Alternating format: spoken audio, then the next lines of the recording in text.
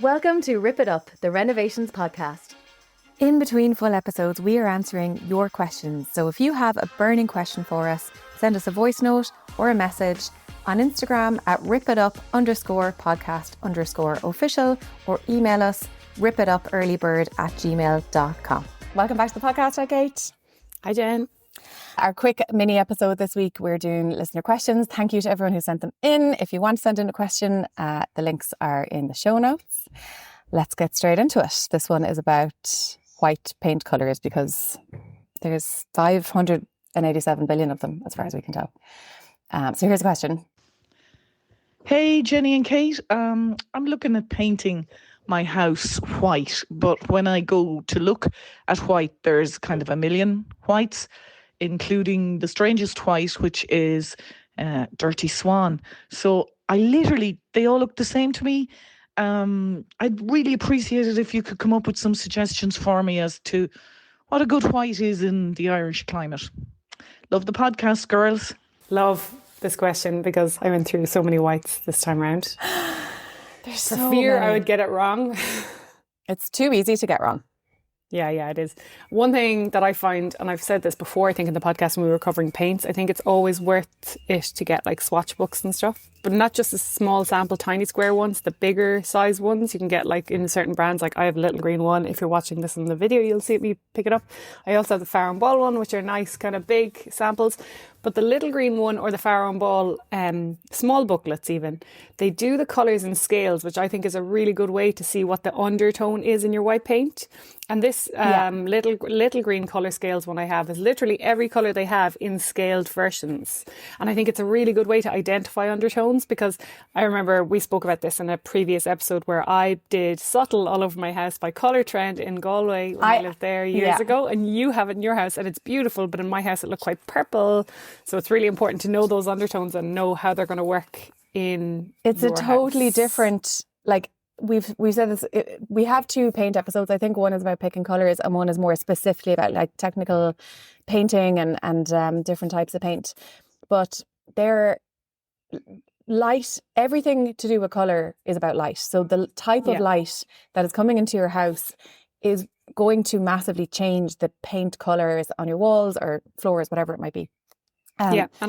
So Subtle in my house looks totally different to Subtle in your house because of the surrounding colours, because of the direction of light that's coming in, because of whether there is like morning light, west light, etc., because of whatever is being reflected around it. So it is, no matter what you pick, it is so vitally important to get a big swatch. And we always say like if you can, like an A3 sheet of paper, I would say at the smallest, and paint that in the colour, one or two coats, and hang that in the room at different times of the day. So important. Yeah.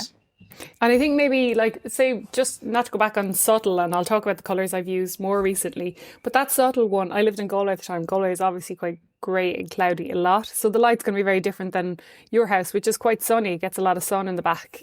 Like that sunny kind of bright light will show up more the warmer undertones versus the cooler undertones that I was probably getting in my Galway house. And then I find for this house that I'm in right now, I use the same colour everywhere. Like I think it was just, I knew I'd have that decision fatigue thing, so I just picked it ahead of time. But I tested a million paint samples here.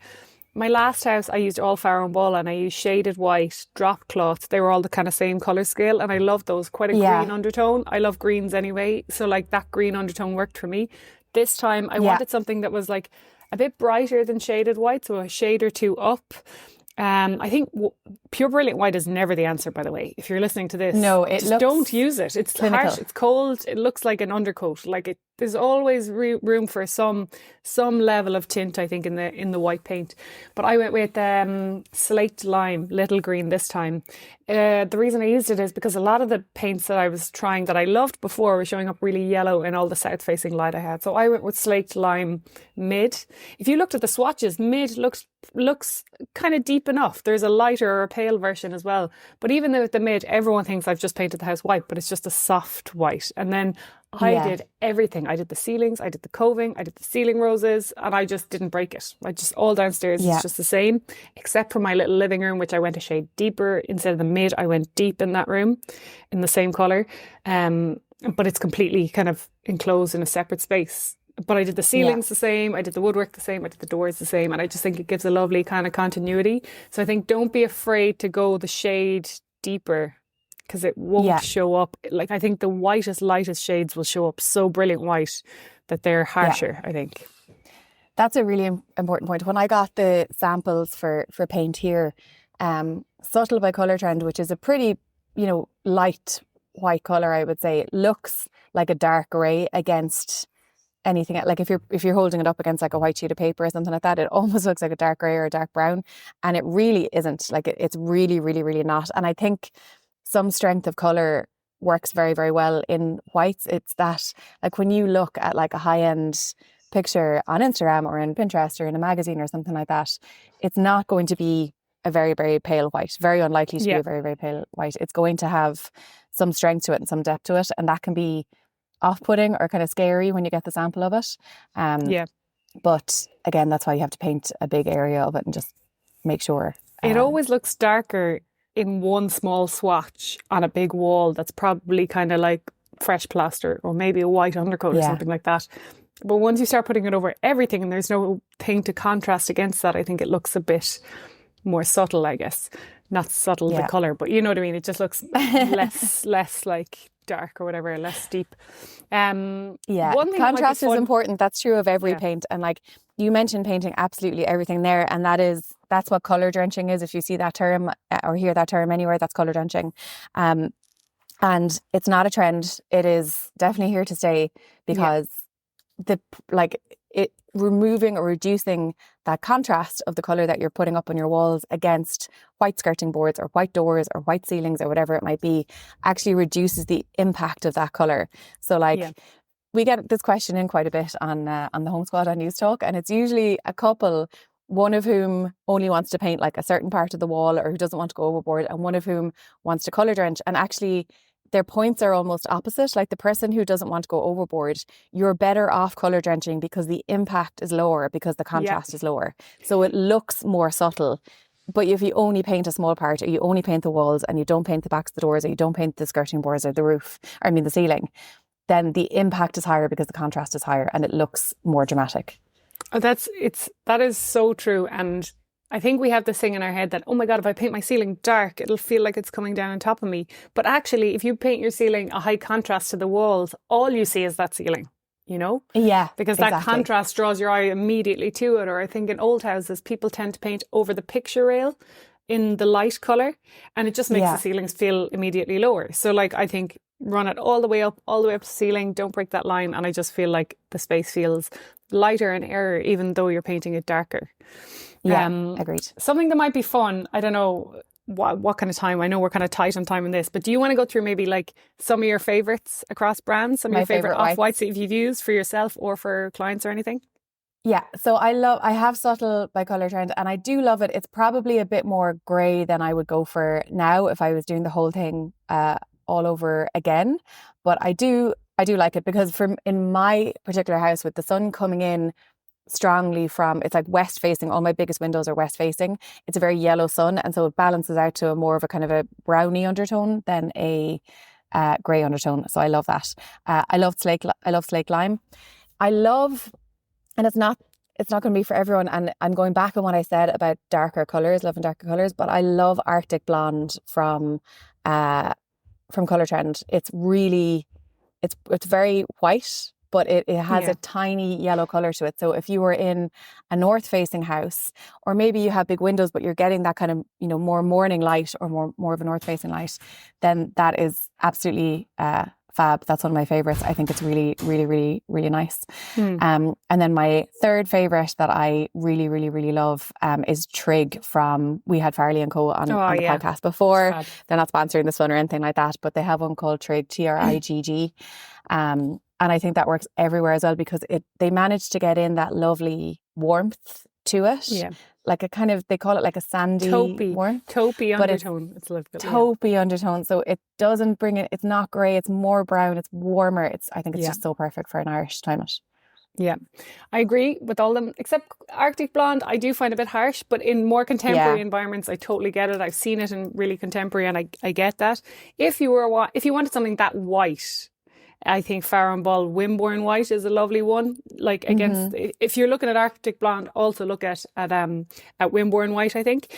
I would always go a shade or two deeper than that. So my old house was all shaded white, quite a green undertone, but I really loved that.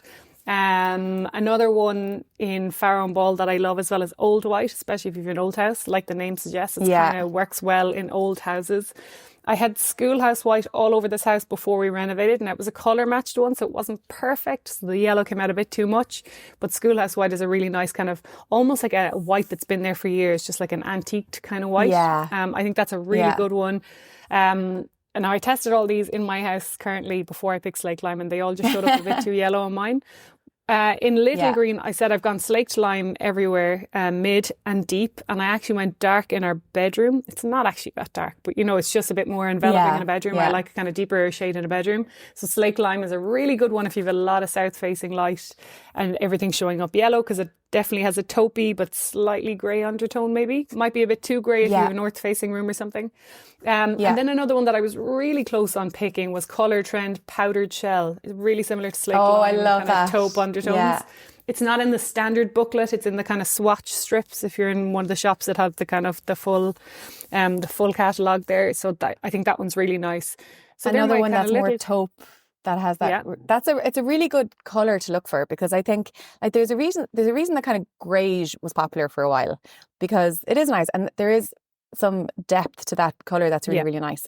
But I think the key in maintaining that without having a grey house is moving from grey undertones to taupe undertones, and that's just a great word I think to look for in a lovely, and it's a bit softer, white. Isn't it? It's a bit softer, and it's not as cold and warmer as that grey undertone that we're so used to seeing.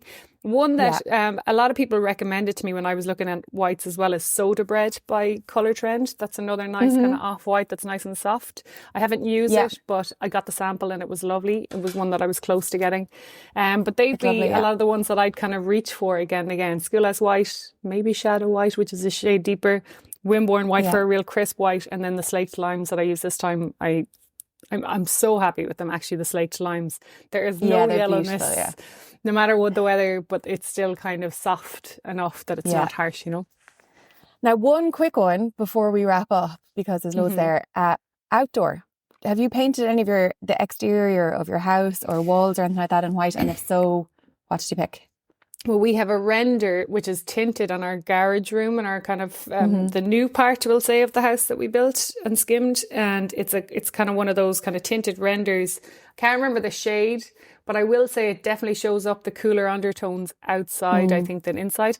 But also inside, you have to watch your bulbs, right? Because you could be testing everything in daylight in your renovation when the builders are in, and then when you move into the house you put in a load of warm white bulbs and it changes the tone altogether. So in your house you have to kind of watch you have to watch where your lighting and the colour of your bulbs, your kelvins as well. Yeah, that's a great point. My outdoor, it's not much, but the front of my house and the back of my house is painted in designer white by Fleetwood, and I love that. I think it's really, really nice for an external paint. It's you a can nice probably kind of crisp white, afford to go a shade deeper. Do you think you can afford to go a shade deeper outside? Because obviously there's more natural light, but I found on window frames they don't show up as kind of dark maybe as the swatch looks like. I don't know, pretty much always I prefer kind of darker frames than what the house is, so I like the house a little bit lighter than what I like the window frames in, kind of just like dark frames. So can you afford to go darker? You can. It depends. It just always depends to me on what you're painting your frames in. Yeah. I just found when I painted my window frames off white in the front of the house, they look very stark white. I could have afforded to go a shade or two deeper, I think. But anyway, that's my favourites and things to watch out for. Look for the undertones. Look at all the swatches. Test. And be careful with the light bulbs. Yeah. All right. Thanks for your questions. Get more into us. You can email us at ripitupearlybird@gmail.com, or you can send us a voice note on Instagram at ripitup_podcast_official. We'll pop that in the show. See you next week.